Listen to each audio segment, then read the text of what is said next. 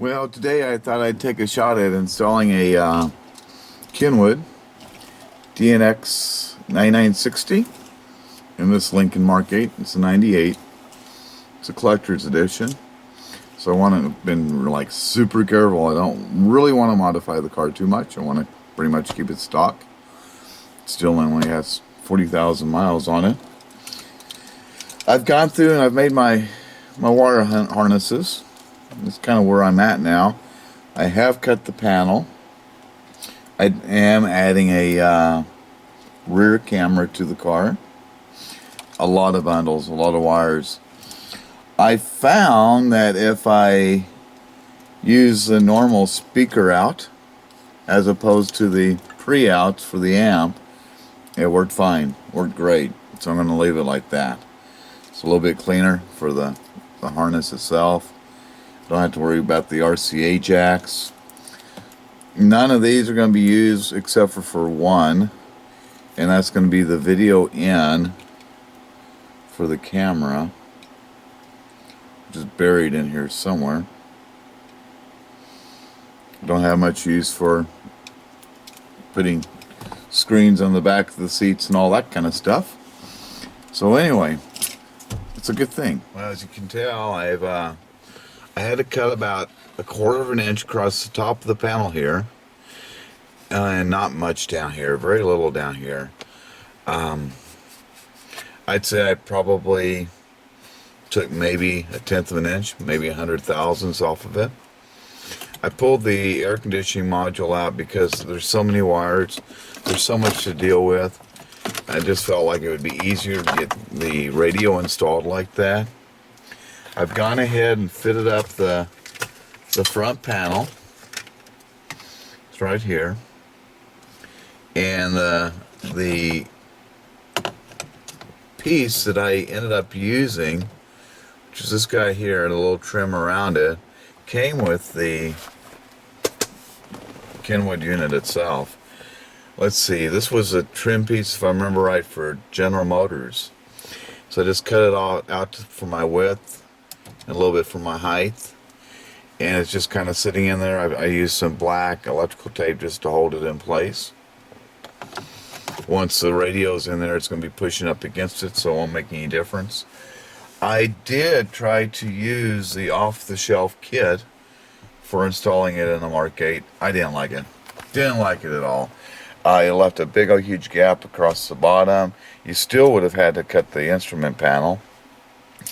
And it wasn't clean. Wasn't clean at all. Although I am using a portion of it. Well, and the other issue was once you stab it in, you don't get it back out. There's no way to release it. But this is what's left of it.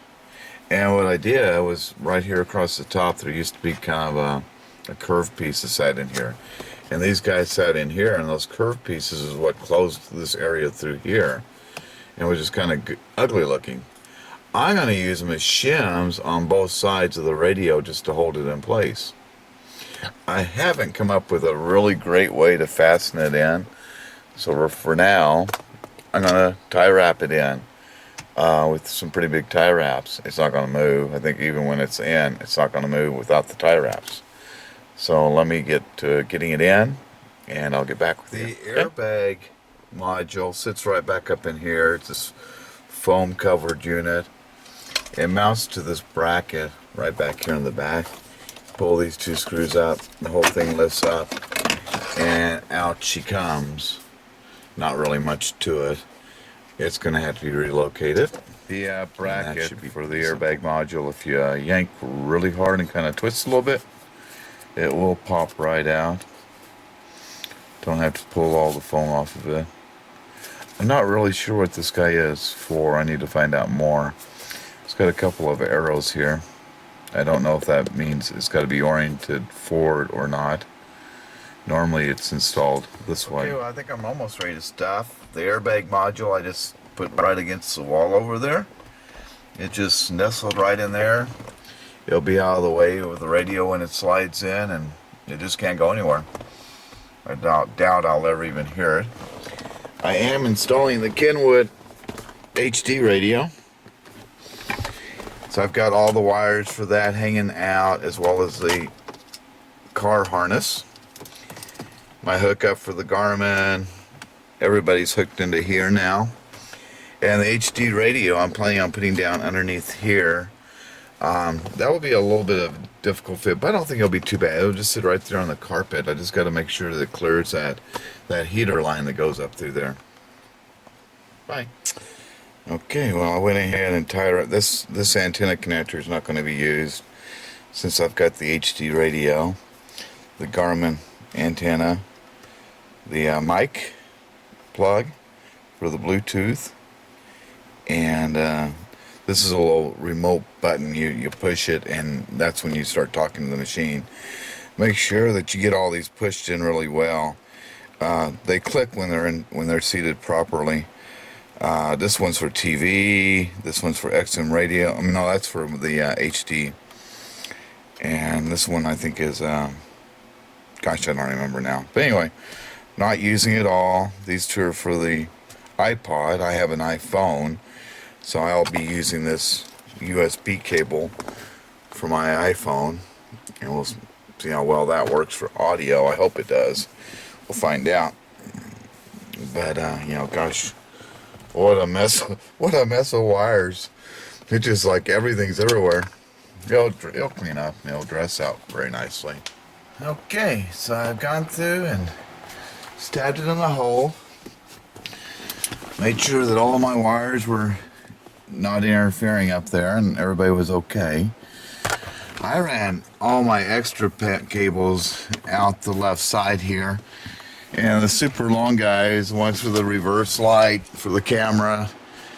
Here's the camera itself. Put all that stuff up here. The microphone, the Garmin GPS antenna. Kind of just cleans everything up. And there she is in the hole now. You can see there's just very little. I mean, it's a really good fit. So I didn't trim on the sides at all. So you can see there's a little sideways movement. And that's what I was going to use these guys for. And I need to bolt them to them, but I'm going to put one on each side, and that will kind of shim it in. It really tightens it up, so you can see I really have to push that in, and then we'll wedge her in. So pretty cool, huh? I'll be turning it on pretty soon. Power coming on. It be installed. Well, kinda. I still got a ways to go, obviously. It's not too bad to boot. That's the safe for the family sound.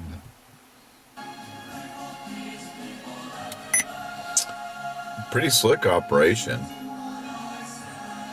Let's see if it'll connect to my cell phone, to my iPhone.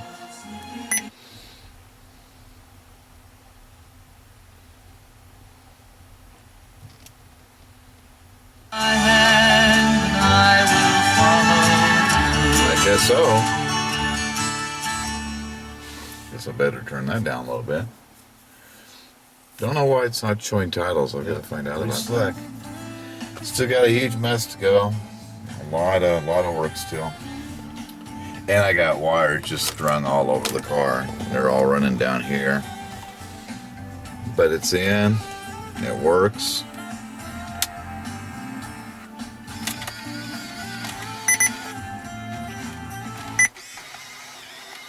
DVD plays.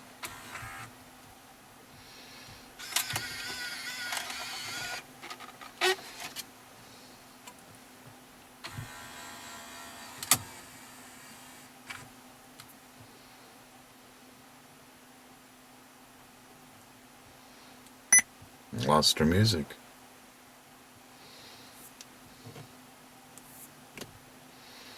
I'll probably end up having an accident. I'll be staring at the radio too much. Moving on along.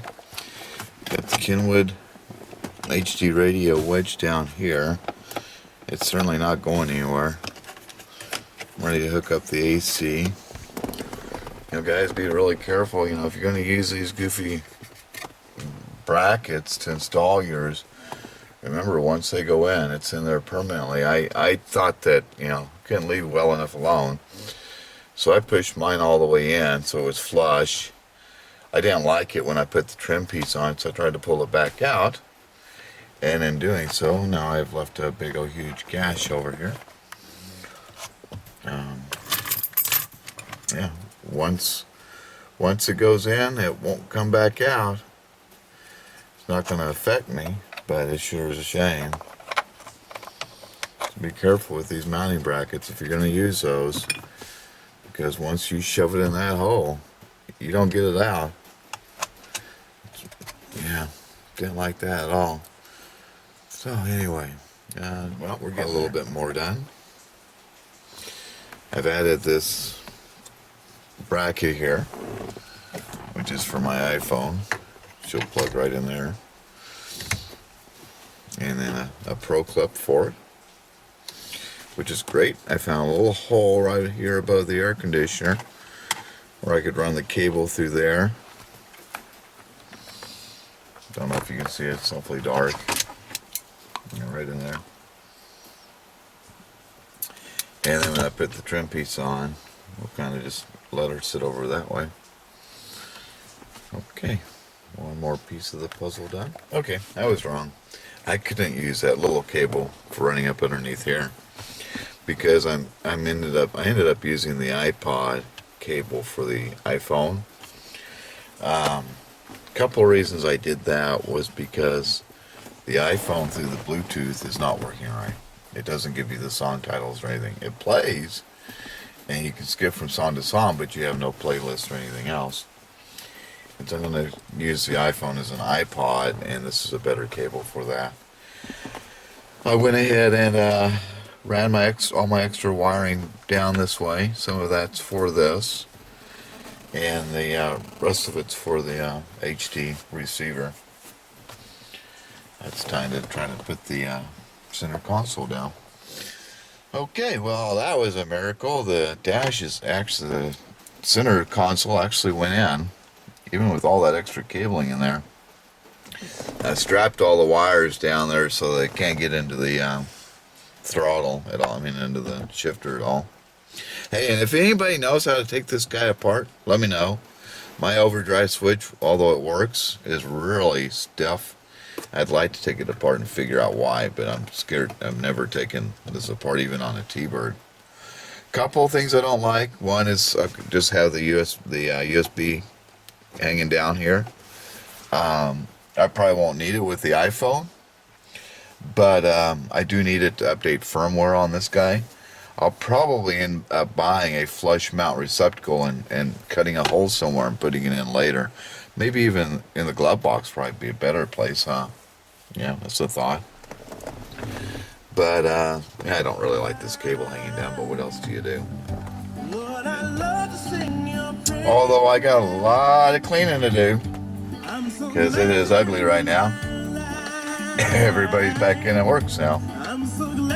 I also still have an awful lot of other wires to run for the camera and the backup. So, cool. Got a little bit of problems. I'll report a little bit later. Time for the rear view camera. As you can see, I'm mounting it right up underneath the bumper here. And there's really no lip here, so we'll see how well it works with it recessed in. It should be okay. If not, then I'll have to move it out here. I'll have to build a bracket to go across there. We're going to do a test run with it in that location and see how that works. It'd be well protected just right above the license plate. I went ahead and pulled the bumper loose here, drilled me a hole in there, and then there's a plug over here in the trunk, and that's where I plan to run the cable up. My next big trick, now that the camera's in and it's actually looking good right there, was I had to modify my license plate to fit over the wire bundle right behind the camera. But that's okay. No one will ever know, and it will look great. 5 years, I'll have to do it again. I didn't run the cable through the plug like I said I was going to do. Instead, I drilled my own hole right here. I decided to do that because I could just tie it right onto the fuel pump wire bundle here, and that way it's secure, and then I'll just plug that hole.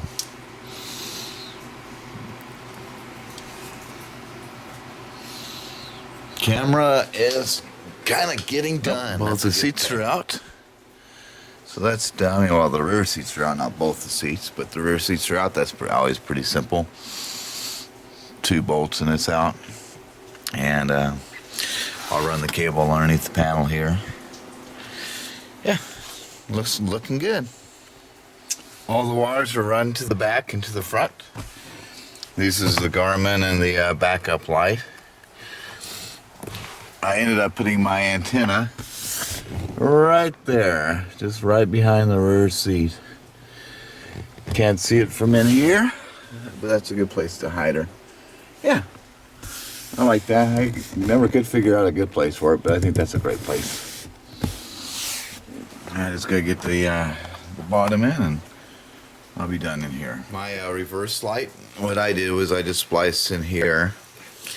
For those of you that want to do this, it's this bottom single wire by itself. Get the 4 across the top and then the 1 here. And this connector lives right up in here.